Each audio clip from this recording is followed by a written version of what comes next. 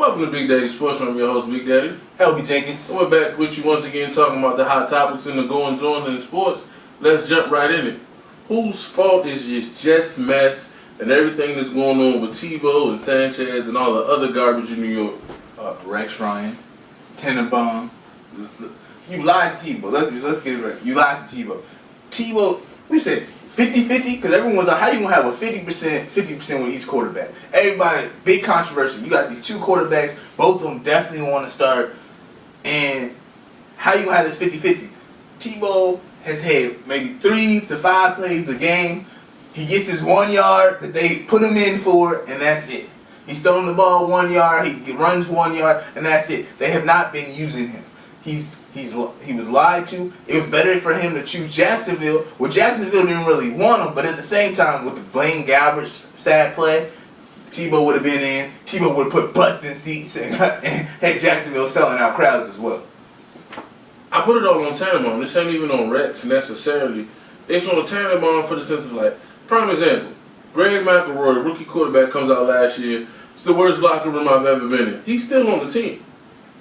Who needs that kind of guy in your locker room? And mind you, he's played on 2 teams. He had a high school team and a college team. It's the worst locker room I've ever been in. Shut up. And then now you got these anonymous quotes about how he's terrible, he's this, that, and the third. Let me clarify. The whole team is terrible. 3-6 is terrible. When you're supposed to have good defense and Laurent Landry is supposed to come in and make a difference, they ain't. And I know Revis is out, but that's no excuse for the play of the defense, let alone the offense. Where did this come from, though? That's what I want to know, too. Tebow ain't been playing. So, we're going to start blaming? We 3-6. Tebow, that boy Tebow, you know, he ain't doing... Why Tebow? Tebow ain't in 90% of the offense. Why is he even coming up right now? The question comes up because people are asking, is it Tebow time? And they're saying it's still Sanchez. Look, Sanchez's numbers aren't that horrible, but their throws that Sanchez just can't make. He's very dependent upon the play action. You got to have a run game for that. They don't have a consistent running game. But what can Tebow bring you? A running game. I mean, it just makes sense to at least give it a try and see what you got. We know what Sanchez is. He's so-so. He's probably a career backup in the league. It's time to see what Tebow is. But I put it all on Tannenbaum. They don't have receivers. They didn't fix the offensive line problems. They still don't have a legit pass rusher. This is all personnel. So regardless of who the quarterback is, the personnel is garbage, and that falls at the feet of the general manager. I don't care what team it is. Next, can the Steelers make the playoffs with a long layoff from big men? This aorta thing, that ain't nothing to be played with. You hear an injury like this, and it's like, all right, one, should he ever come back? Period. No, the rib is going to heal, but right now, where the rib is in the dislocation is dangerous. The rib will heal. I mean, so when you get like these, all right, inch to the left, death, you know, type stuff, that you wonder, should he ever come back? Now, right now, as far as the team, Steelers team, I believe can do a playoff wild card run right now. I mean, they run the ball. They got 2 running backs that can get the job done. You have Leftwich. He's going to have to throw the ball deep a little bit. Look, I'm surprised Leftwich is even the backup, though. Charlie Batch has been backing up in previous years. It don't matter who back him up. They better get rid of the ball quick, and that ain't Leftwich Grady's ability. It takes him forever to throw the football. He's accurate with the ball, but it takes him an hour. Look, the offensive line ain't great. You know, I thought I was watching Tebow last week when he threw the ball. I was like, that's about 5 seconds. His delivery is long, and that offensive line ain't great. Big Ben covers up a lot. I think they can make a wild card. I trust Tomlin. When it comes down to a Tomlin, that defense, they're not just going to wilt because Big Ben's gone. Well, look, let's talk about the defense. The defense, without Troy, it's not as good as it was before. All right, so we have a level down on defense. But that defense, not as good as it was, is still better than 2/3 of the defense in the National Football League. Not as good as it was, it's still better than 2/3. I give you that. And that defense still wins games. They don't create turnovers. They really don't turn the ball over, but they'll get you off the field. So I still trust that defense. Next up, should the 49ers make Alex Smith sit out this week and see what Colin Kaepernick has to offer them? Who? Yeah, you say who, but watch this. Alex Smith, for all he's done, they're 28th in the league in passing. You mean to tell me Kaepernick can't do that? Wait, hold up. No, yeah, he can do that. The same thing. You know why? Because all he does is run. He looks like, look, I said he's he a like wide Russell. receiver and a quarterback. I give you that. I said he looked like Russell Wilson, but I saw Russell Wilson make a throw, and I'm like, if he can continue to get better each week, which we've seen him do, he's progressed each week and start throwing the ball more, he get better. I'm seeing this guy. I ain't seen no long throws. He gonna run the ball. This is Tim Tebow without the confidence of Tim Tebow. Look, I'm just saying, I don't mind if you see what you have. You know what you got in Alex Smith? I'm not saying bench Alex, but here's an opportunity. Can the young kid throw the ball around a little bit? Can he keep people honest? Can he run it? He's more athletic than Alex. Let's just see what you got. Wait, hold up. This is different.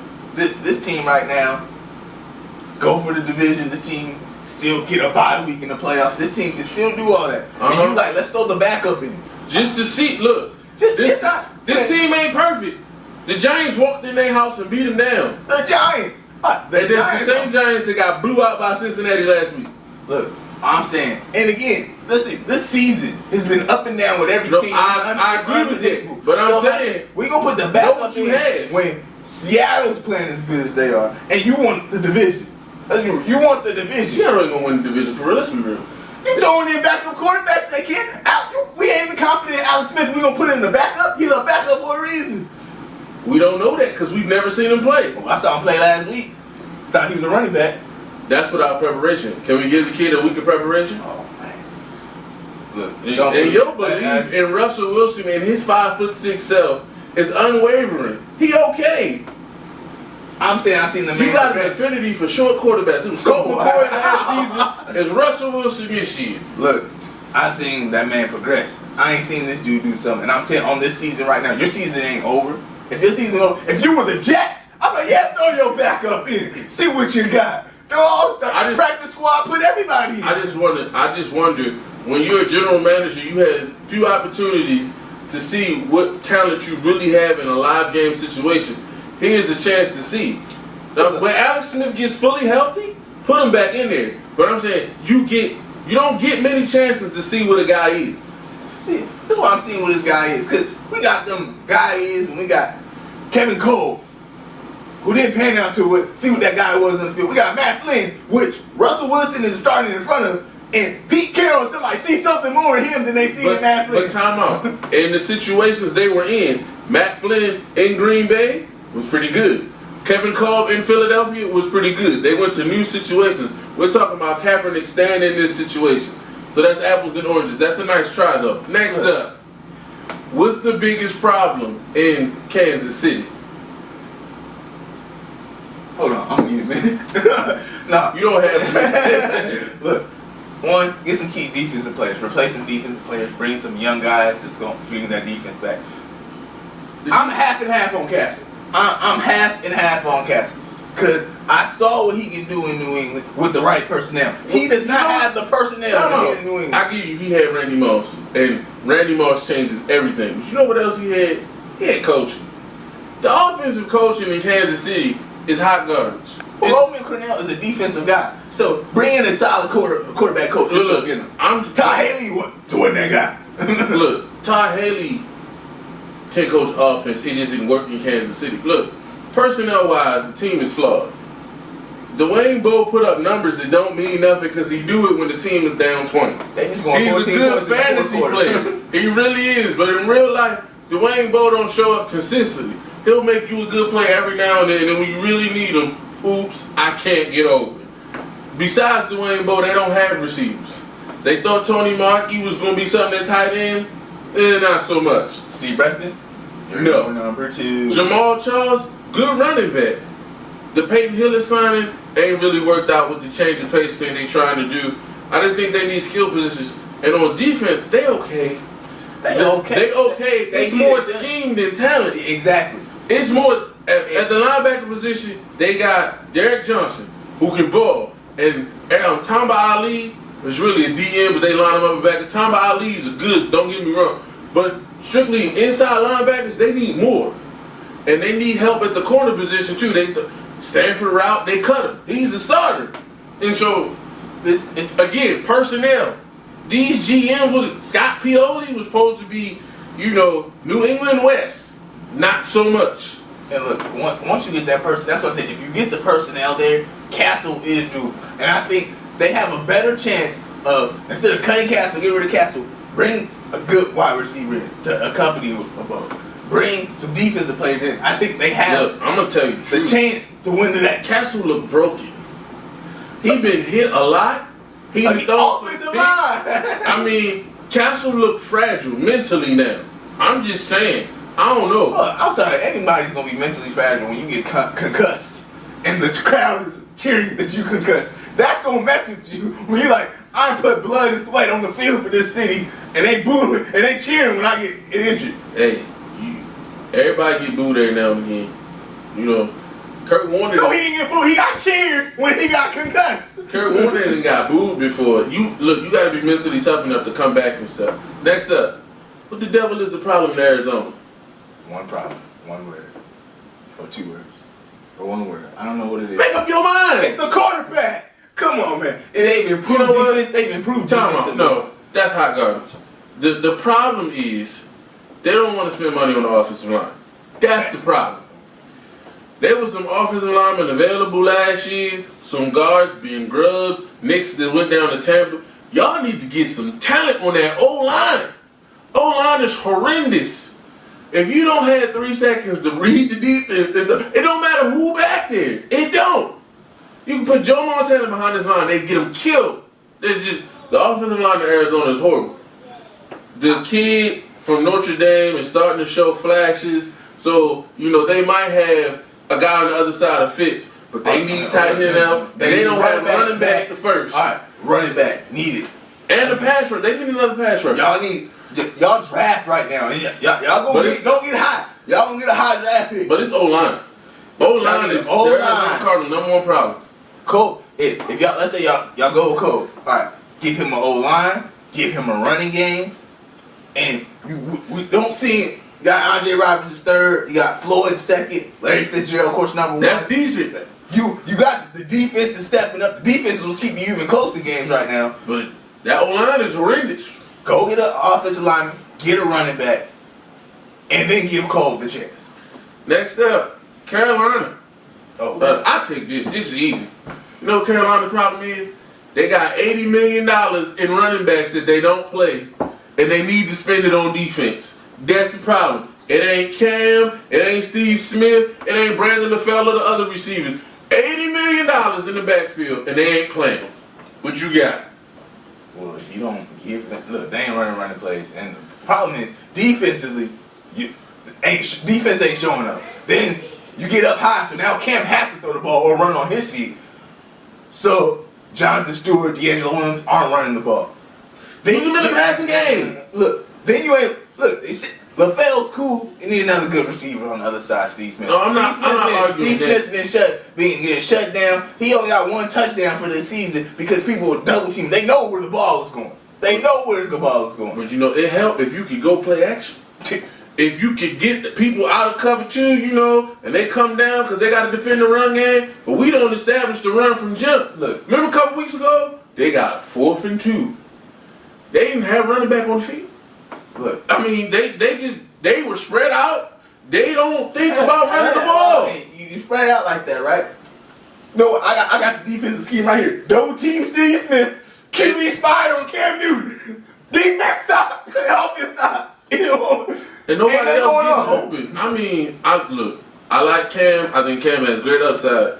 But, you can't ask the quarterback to do everything. Second year in the league. Not everything. Look, personnel, and I think they're going to have a new coach at the end of the year, too. I don't know if you fight. See, we really don't know. Who calling this kid? Who calling the spread, though? But we don't know who Ron Rivera, the head coach, is.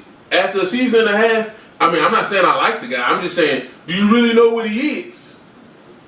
Okay, let me take you back. A couple years ago, first couple years in St. Louis, Dick Vermeil won 4 games his first 2 years. 4 won the first year, 4 the second year. The third year, after he gets Mike Martz to come and they trade for Marshall Faulk, all of a sudden they win the Super Bowl. I'm just saying, let a guy put his program in before you kick him out. 2 years, his program is not fully instituted. All right, program not fully instituted. Well, first program, get the personnel. If you ain't getting the personnel, if you calling these spread plays, look, he get one more year. He get one more year. That's all I'm saying. Give a guy the opportunity to install everything he wants to install and bring in his guys. And his guys is not just players, it's coaches too. You got to have guys teaching what you want taught. And sometimes guys aren't available, and so it takes a while. Next up is the picks. Y'all know who won. Don't ask no questions. The Lord are good. Here we go. Miami at Buffalo. Buffalo. Miami diminished last week. Buffalo almost beat New England. Of course, they always play New England good, though. That's a myth. That playing New England good is why Fitzpatrick got that contract. Look, he beat him then. Look, but I don't like the way Miami's been playing. Reggie Bush benched. Look, that's... You know what? That's a joke. That was a rookie. If he had to do that again, he wouldn't do it. Because his locker room did not respond to that well in the media. But he was trying to prove a point. But you can't single out Reggie Bush, who only has 3 fumbles this year, when your defense is playing horrible and you ain't benched a quarterback or a linebacker. When your quarterback who struggled last week and threw 3 interceptions, you didn't sit him down for a series or 2. Your offensive line ain't playing great. So you can't single out one guy to prove the point. You got to hold everybody accountable. There's controversy in this because when Chad got cut at the beginning of the season, Reggie Bush went to his office. Reggie's their leader, and then you benched him. It's a problem. I agree. But I'm picking Miami. I'll take Buffalo. Buffalo don't stop the run. I think Reggie gonna run back. And then let's not forget, last year on this same defense, Reggie Bush, 20 yards. I'm just saying. Arizona and Atlanta. And who called that Atlanta was gonna lose last week? Wait, hold on. No, listen, that's why I got the jersey. I forgot to mention at the beginning of the show. Every week I win against Atlanta. Every week. Every week. I say Julio Jones gonna mess. Julio Jones catching balls. All this stuff. I can't even wear the jersey again. I finally go for Atlanta. I finally picked them. Julio Jones drops a touchdown pass. This team lose. I'm wearing the jersey to say they messed up. Anyways. But I got Atlanta winning this week. They'll win this week. Cleveland at Dallas. Upset Cleveland. Ooh. I got Cleveland. Offensive coordinator just came out and said Brandon Whedon got the rest of the season to prove whether he's the future. It's starting in Dallas. Dallas' defense is not as bad as people think. I'm going with Dallas. Look, well, hold up. He got into... Why? The offensive coordinator... You're not going to be there. I don't know. No one should be saying... There's no one but the owner that should be saying you have until the last week to prove something. Because no one has proved anything. But you know who the offensive coordinator is, right? It's Chili. It's Brad Childress. Oh, Mr. Don't Call Plays is offensive coordinator. Brad Childress running his mouth. Green Bay at Detroit. Green Bay. Detroit don't have no shot? Look, I'm sorry. What I saw from Detroit last week, y'all up and down. And Green Bay on fire again. Green Bay. Green Bay. Cincinnati at Kansas City. Cincy. It's at Kansas City. I want to pick them, but I like the one Cincy playing right now. Cincy. Jets at St. Louis. 2 questions. Who gonna win? Will Tebow play? I got Jets winning. No, I got St. Louis winning. If Tebow play, I got Jets winning.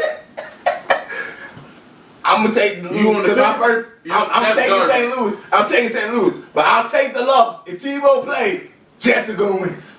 I'm taking the Rams, but Tebow gonna get in this game. And I'm talking about Tebow playing a half. I ain't talking about just 1 or 2 plays. Look, get off the fence. Romney, that's what cost you the election in the first place. Indianapolis at New England. New England. I mean, Indianapolis defense can't stop them. You know what? I feel bad for Andrew Luck because as well as he's been playing, Bill Belichick gonna dial up something he ain't never seen before. He's going with the Patriots. Philly at Washington. Washington. Ooh. Look, that rookie. Now it just that rookie. Now I know you're on the fence. They say Vic has not been ruled out yet. If Vic played, do you want to pick the Eagles? Vic, I'm sorry, and excuse my, is an idiot for playing. You not only were you concussed, you got lost vision in your eyes. You talk about sit somebody out and let's see what you got. At this time, Vic needs to take another week out, sit down for injury purposes. I don't believe in Nick Foles. I just don't. I haven't seen anything, no. But I do got Washington winning this game. Tampa Bay at Carolina. Tampa Bay. Tampa Bay is getting it together each week more and more. And again, Carolina, we just talked about. If Tampa Bay can get that defense solid, they'd be a solid playoff team. I think they might squeeze in. They ain't gonna do nothing because of the defense. But Tampa Bay is getting it together. Going with Tampa. Jacksonville at Houston. Houston. It don't matter who play quarterback in Jacksonville. Houston got this fella by the name of J.J. Swat. That's what they call him now because all he does is swat passes when he's not sacking the quarterback. Oh, speaking of last week, Peanut Tillman versus J.J. Watt. And what happened? Houston won. What happened? Whoa. Didn't Chicago's quarterback go down? We were talking about this. I saw Chicago's Jenkins doing more than Peanut Tillman last week. Didn't Chicago's quarterback go down, by the way, on an illegal hit from a Houston defender? Don't come to me with that garbage. Man, hot garbage. Illegal is a matter of seconds. And look, he went right back in the game. And couldn't see. That was his choice. Illegal hit. I mean, first of all, dude was launching. That's illegal, number one. But then helmet to the face, no flag. Random. Anyways, Houston. New Orleans at Oakland. New Orleans. What happened to Oakland? Oakland beat the Steelers at home. I mean, it was high scoring, but it was like, okay, Oakland may be trying to do something this year. And once again, McFadden is hurt. Cut him. Cut Darren McFadden. And you know what? The boy injury prone. He can't play running back at this level. I'm going with New Orleans. Darren McFadden needs to be that surprise third string back that you had. That he wouldn't stay healthy then. You only put him in like one game. He got so much talent, but his body cannot take the NFL game. No. San Diego at Denver. Denver. And guess what? I believe Peyton Manning's going to come out and make a statement. It's not going to be a comeback thing. He's going to shut Phillip Rivers, North Turner. North Turner, are you putting in applications because your job is over? Denver. Baltimore, Pittsburgh. Baltimore. Pittsburgh. Guess what? Man, ain't Ed Reed going to see that telegraph long throw by Leftwich. Oh, that's going left. And he's going to be picking off some balls this week. I don't count Pittsburgh out. I want the Ravens to win. Oh, no, I'm not saying Pittsburgh is not going to score. They have a great running game. Look, but Baltimore's going to win. Chicago at Frisco. San Fran. See, this is hard because it depends on when Chicago teams show up. Chicago some weeks feel like they got their offense together, and then other weeks, Matt Forte don't get going, the offense don't get going. But truth be told, Jay Cutler's not the key, Brandon Marshall is the key. It's Matt Forte is the central part of that offense. I don't see him getting going against the 49ers. I'm going with the 49ers. Fantasy, we got bye weeks. Titans, Vikings, Giants, and Seahawks. I got Atlanta's defense versus that Arizona O-line. And John Abraham should be salivating to get his hands on the quarterback this week. Next up, Sid Willis McGahee. Love Willis, but he been fumbling lately. I don't know what's up with that. Also, he been getting a lot of carries. Has not been getting close to 100 yards. His yard per carry average is way down. I sit Willis because they may be going with the young guy in Denver. Next up, play Randy Moss. I don't know why. He going to score because it's Monday Night Football. Versus the Cardinals. Randy didn't play that many snaps, but you saw all of a sudden, he got a ball, he found the house. He will find the end zone because it's Monday Night Football. Who you got? I got Houston's offense versus Jacksonville's crumbling defense. A year or two ago, we said the quarterback was wrong, but the defense was solid. I think they lost self-esteem because they're like, if the offense ain't going to produce, we might as well not show up either. Houston going to have a great game. Chicago or San Francisco's defense, I think it's going to be a low-scoring game. San Francisco going to come out on top. And then New Orleans offense, if you have anybody, if you have Graham, if you have Lance Moore, Jeffrey Henderson, anybody, they go in the whole town and they go into the end zone. New Orleans offense. If the Ravens' sporadic offense put up 55, I'm just saying. Next up, NBA. There's only one story right now. Why the devil is Phil Jackson not the coach of the Los Angeles Lakers? I think Phil Jackson went in there demanding some stuff that just couldn't be done. He want look. Don't give me that. Wait, hold on. Don't give me that. All right. He didn't want to travel as much. I'm sorry. At home is when your team's on fire. At home is when your team should be. If you have the right personnel. On the road is when they need their coach to inspire and to scheme and do everything else. You don't. First of all, Phil's people said he never made those demands. Those demands were put out there by Jim Buss, not Jerry. Jim Buss running his mouth. Phil said he didn't say that. Phil thought he had the job. I know he thought it was his turn. I'm going to tell you the truth. Jim Buss got an ego problem. He wants to do it his own way and create his name. And you know what? I understand that. I'm happy for D'Antoni because this is a legacy-changing opportunity for Mike. Mike is known as a guy who runs great offense, don't coach defense, and can't win the big one. If he get a ring, everything's different about Mike D'Antoni. Hold on. Offense, this team, especially under Nash. All right, D'Antoni and Nash get it, pick and roll, everything like that. You got Kobe scoring. You got Dwight Howard in the center. That can work offensively. Defensively, the reigning defensive champion of the year is not going to be the reigning defensive champion of the year no more because D'Antoni is going to figure out a scheme to get him not to play defense. It's going to be. I'm sorry. Well, he ain't reigning, but you think Dwight Howard? Yeah. Look, Dwight Howard is not going to be the defensive player of the year because he's not healthy. I watched the Lakers play. He's not the same guy right now. He's trying, and I give him an A for effort. But Dwight Howard's not the same guy yet. And so it's going to take him a while to get back into it. Pau Gasol has never been the defensive stopper. And Metta World Peace ain't what he used to be. So, I mean, the other night they're playing San Antonio. As much as Kobe wanted to talk, they lost that game because Kobe was slow on the rotation over to Danny Green. So, I mean, defensively, they're just not an elite team, but they don't have to be elite because they're going to score 110 a night under D'Antoni. Yeah, that is true. So if you can hold teams to 105 and below, we're not talking about elite, 105. I think they can do that. Look, and Ron Artest is still intimidating because if you piss him off, he might elbow you. So you want to avoid the elbow. Look, I'm just saying, D'Antoni has a chance. And he has to make the best of this chance because. Let's be real. You got the Suns. They went to the Western Conference Finals twice. New York the second time it wasn't him. New York, it was a mess. It was the refs. No, but I'm talking the second time the Suns went to the Western Conference Finals, that was Alvin Gentry. That wasn't D'Antoni. Look, but it ain't just a legacy opportunity for D'Antoni. It's a legacy opportunity for Steve Nash. Oh, yes. Steve Nash is the only multiple MVP in NBA history never to appear in the finals. The only one. Everybody else has been named the MVP more than one time, has at least played in the NBA finals. Nash has never been there. He needs to get that off his resume. Here's his chance. Hope you enjoyed the show. Remember, hit us up on Twitter at BigDaddieIek6. LB Jenkins and Light Bright J. Have a good one.